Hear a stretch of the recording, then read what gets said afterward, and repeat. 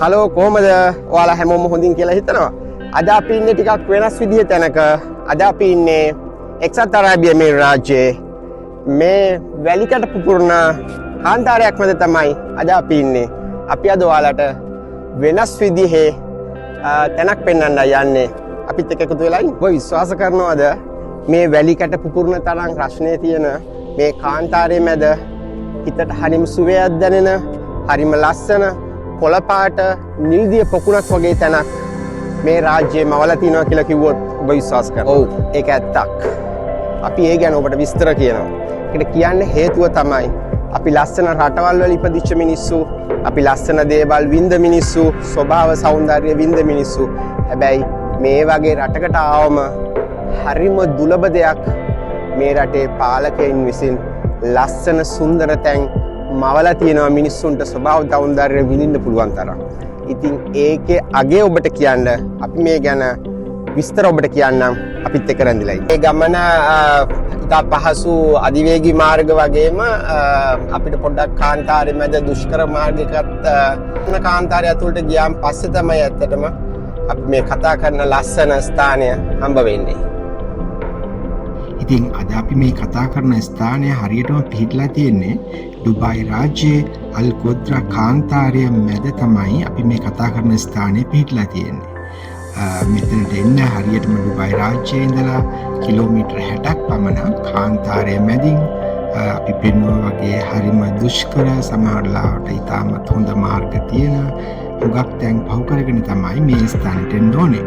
ඇත්තටම මේ ස්ථානය ගැන කිව්වොත් මේ ස්ථානය ගොඩනගලා තියෙන්නේ සම්පූර්ණ මිනිස්සුන්ගේ මැදිහත්වීමෙන් 2018 වර්ෂයේදී තමයි මේ ස්ථානය නිර්මාණය කරලා තියෙන්නේ. ඇත්තට මේ ස්ථානයට ආවම හැම ඕනම කෙනෙක්ට දැනෙන දෙයක් තමයි මෙහි සමහර සම්මතයන් බිඳලා තියෙනවා.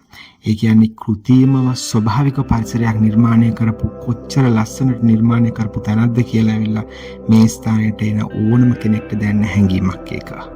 ශ්‍රී ලංකාව වගේ රටක ස්වභාව සෞන්දර්යය අත්විඳලා ස්වභාවික නිර්මාණය වෙච්ච පරිසරයන් අත්විඳලා මේ ස්ථානයට එන අපි වගේ කෙනෙක්ට දැනෙන හැඟීම තමයි ඇත්තටම රටේ පාලකයින්ට මිනිස්සුන්ට ස්වභාව සෞන්දර්යය විඳින්න දෙන්න කොච්චර උවමනාවක් තියෙනවද කියලා ඇවිල්ලා.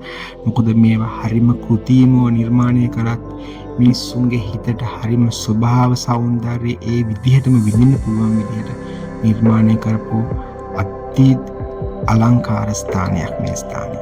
හදවත් දෙකක බැඳීම ගැන අලුතෙන් විස්තර කරන්න ඕනේ නැහැ.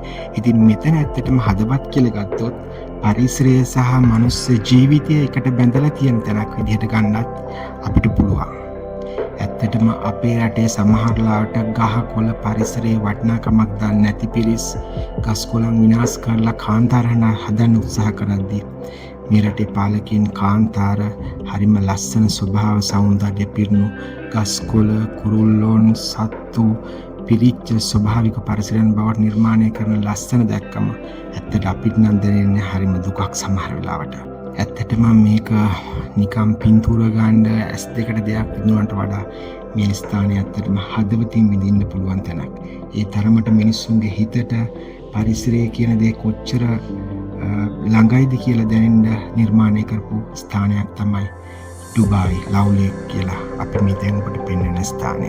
ඇත්තටම මේ ස්ථානයේ ඉතාමත් උෂ්ණාධික සෙල්සියස් අංශක 45ක් 50ක් අතර වගේ ඉතාම උෂ්ණාධික කාන්තාරයක් මැද පිහිටලා තිබ්බත් මේ නිර්මාණය කොච්චර සාර්ථකව කරලා තියෙනවද කියනවනම් මේ අවට ස්වභාවික පරිසරයක ඉන්න සියලුම කුරුල්ලන් සියලුම ජීවීන් වර්ග මේ වටපිටාවේ පරිසරයේ වෙසෙනවා.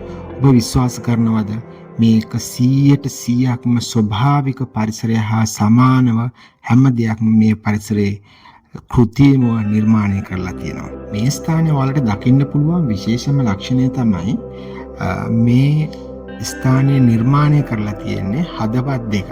එකට බැඳුණු හදවත් දෙකක හැඩයට තමයි මේ ස්ථානය නිර්මාණය කරලා තියෙන්නේ. මේ ස්ථානය ගැන ඇත්තටම නැවත කතා කරොත් විස්තර කරන්න වෙන්නේ මේ කොයිතරම් ලස්සන නිර්මාණයක්ද, මිනිස්සුන්ගේ හදවත දැනෙන ස්ථානයක්ද.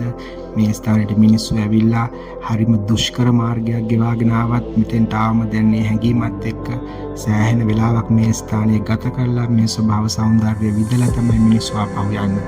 ඉතින් ඒ අවස්ථාව උදා කරලා දීලා තියෙන්නේ මිනිස්සුන්ට කොච්චර පරිසරයත් එක්ක බැඳීමක් තියෙන්න ඕනද කියන දේ ඇත්තටම ගැඹුරට දැනෙන්න සලස්වන්න තමයි මේ වගේ ස්ථානයක් නිර්මාණය කරලා තියෙන්නේ කියලා අපි විශ්වාස කරනවා. මේ රටේ පාලකයන් ඒ දේ කරන්නේ මිනිස්සුන්ට ඒ බැඳීම නිර්මාණය කරන්න.